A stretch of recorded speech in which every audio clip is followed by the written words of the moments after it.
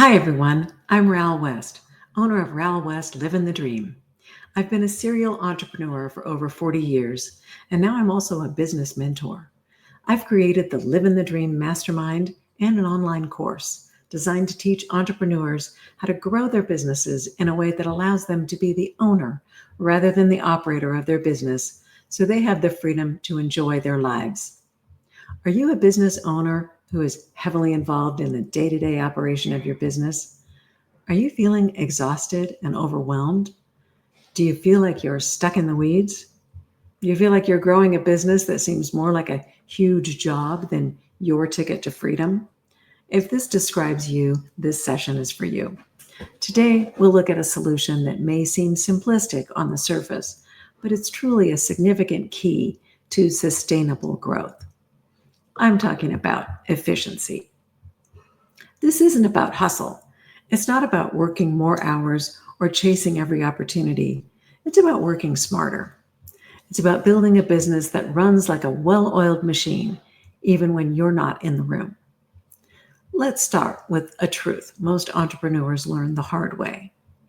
You don't scale by just doing more. You scale by doing it more efficiently. So here's a definition of scale. Growth is when your revenue grows, but so do your expenses in the same ratio. Like you double your revenue and you double your expenses. But scale is when your revenue grows, but your expenses do not grow in the same ratio. For example, you double your revenue, but your expenses grow by only 1.5 times. Numerically, if you have revenue of $500,000 and expenses of $400,000, your profit margin is $100,000 or 20%. With growth, you double your revenue to $1 million and your expenses also double to $800,000. Still a profit margin of 20% or $200,000. Now with scale, your revenue doubles to $1 million, but your expenses only grow by 1.5 times to $600,000. Now your profit margin is $400,000 or 40%. That increase in profit margin is the result of increased efficiency. Rapid growth is a wonderful thing for the revenue side of your business, but it does not always mean that your business is healthier. When we were scaling our scheduled charter air service business in Alaska, Hawaiian Vacations, we hit a point where rapid growth was creating chaos. New business was pouring in, but we were duct taping operations together. All the new sales volume meant new fires to put out. Customer service suffered and stress was rampant. In the middle of this chaos, I realized we weren't lacking in demand for our product. We were lacking systems. So we paused. We assessed every moving part. We documented the most common tasks. We analyzed workflows and found areas where there were gaps or backlogs. We retrained team members. We established better company-wide communications. We implemented tools that worked for us, not just because they were what's trending at the moment. And the result was that our business kept growing and growing with less friction, less stress, and more profit, and happier customers too. And above all, it became scalable. We were finally able to accomplish doing more with less. We'd gone from simply having growth to achieving scale. So ask yourself, is your business set up to scale, or are you just getting better at juggling chaos? Now, I know what a lot of business founders think. Once I hit X revenue, then I'll systematize. Or I don't have time to slow down right now. But here's the reality. If you don't build systems before growth, growth can break you. And systems don't have to be complex. You could start with this simple framework. You could ask yourself, what do I repeat every week? What are the tasks that are draining my time, maybe unnecessarily? And what would fall apart if I wasn't around? Those 3 questions can be your roadmap. You can now start documenting your tasks with tools like Google Docs and Loom, or Scribe How, or ScreenPal. You don't need a tech team or fancy automation.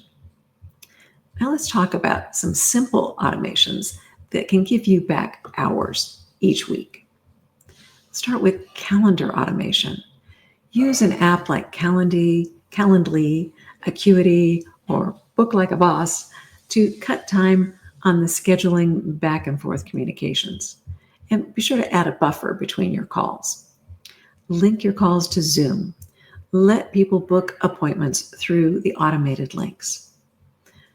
Second, bookkeeping. This is a great way to set up some efficient systems. Use tools like QuickBooks to set up your recurring expenses and automate your reports. Use bill pay and maybe even get a bookkeeping service. Third, use email filters. If your inbox is a mess, set up filters. Use tools like SaneBox to help you reduce your inbox clutter. I did. It saved me hours a week. And you can create canned responses for common inquiries. You can even delegate parts of your inbox to a virtual assistant. Fourth, think about project management. Whether you use Asana, Trello, or Notion, pick one of these apps and commit to it. Build boards for each department, whether it's marketing, client delivery, operations, whatever your departments are. And add templates and checklists to make things easier. Fifth, use task templates. You've got some repeatable tasks that, like onboarding a new client or a new hire, set up repeatable checklists and use tools like Asana or Tascade to help you keep track of them. And just remember, none of this needs to be perfect. It just needs to be usable. Pick what works for you and what you will actually use. Delegation is one of the biggest growth blocks that I see. And it's not because we business owners are control freaks. It's because we've had some bad experiences with delegation. Does this sound familiar? They didn't do it right. I'm going to have to redo it anyway. It just takes too long to train someone. Sound familiar? Well, here's a shift for you. Stop delegating tasks. Start delegating outcomes. Learn the art of delegating. The most important aspect is that you must clearly spell out the outcome that you want and the time frame. And then you must remember to circle back to check on their progress and make sure it's being done the way you want. Provide support and feedback along the way. You don't need to lose control if you do it this way. And remember, proper delegation is not completed until the job is done to your satisfaction. And above all, you can't just pass it off and forget it. Please use smart delegation. Now, if you're a beginner at delegation, you could start by just making a list of everything that you do in a week, and then highlight the things that really only you can do. But for the rest, you can record a Loom video or a document that in writing lines out the steps of each task, and save all these instructions in a Google Drive folder or in a Notions page. Now you have a repeatable training system. When we learned how to delegate effectively, we did more than free up our time. We created ownership. Our team didn't only follow orders, they took initiative. And it's because they had the tools and the training to succeed, and they felt empowered. If your business is relying on text messages, sticky notes, and maybe random hallway conversations for communication, you might be headed for a breakdown. You need a centralized filing system to keep track of all of your tasks, your communication, and important information. Pick a tool like Asana, ClickUp, Trello, Notion, and there are others, and use it for your daily task tracking, recurring processes, your SOP libraries, that's standard operating procedures, your project updates, and your KPI dashboards. Remember, that's key performance indicators. So these all let your team find what they need when they need it without creating confusion and without bothering you. Long ago, I set up a cloud-based filing system in Dropbox, and it still works. Everyone who needs to know has access to the information that they need. Have you heard of time blocking? What is it? Well, it's a practice of setting aside time to handle like tasks, preferably uninterrupted time. You want to multiply your productivity? Stop multitasking. It can scatter your energy and attention units, and soon you feel like you're getting nothing done. I know, I do it all the time. So start by setting aside time on your calendar to handle chunks of tasks. You can even use themed days if you want to give your brain space to focus. Monday could be your admin and finance day. Tuesday could be your client day. Wednesday could be your content and marketing day. Thursdays could be for team meetings, and Friday, strategy and vision, or whatever works for you. Maybe it's just setting aside the first hour of the day for planning, or setting aside the last 2 hours of every day for quiet time to work on specific projects. Or you could time block within each day. You could say, okay, from 9 to 11 a.m., I'm doing deep work. And then from 1 to 3, meetings. And 3 to 5, that's my time to do my inbox and administrative tasks. Again, you need to do what works for you. And you might need to experiment a bit before you find the right answer for you.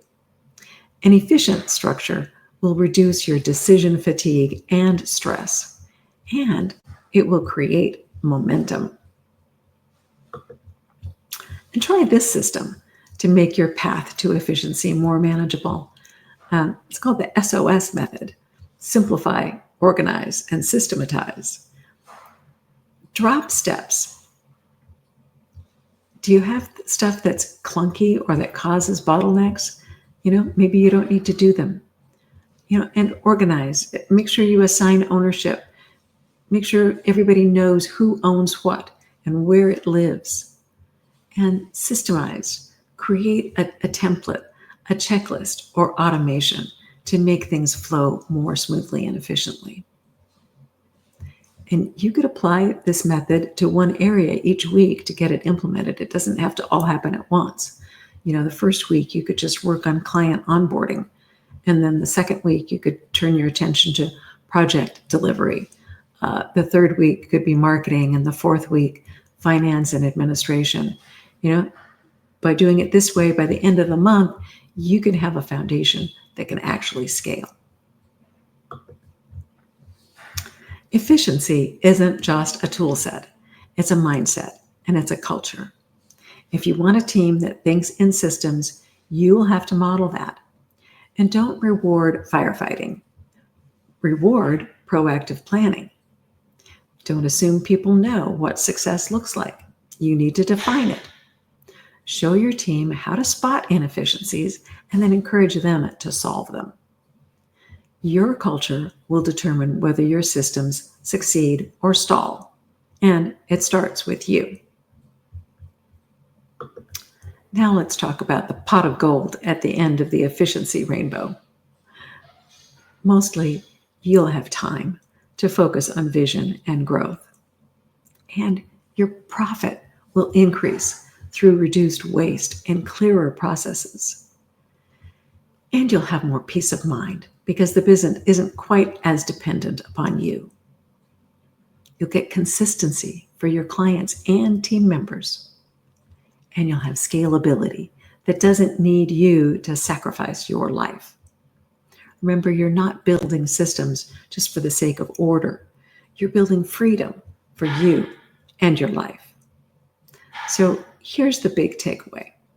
Efficiency is your growth strategy. To build a business that is sustainable and scalable, and that maybe you can sell someday if you want to, you must start with systems.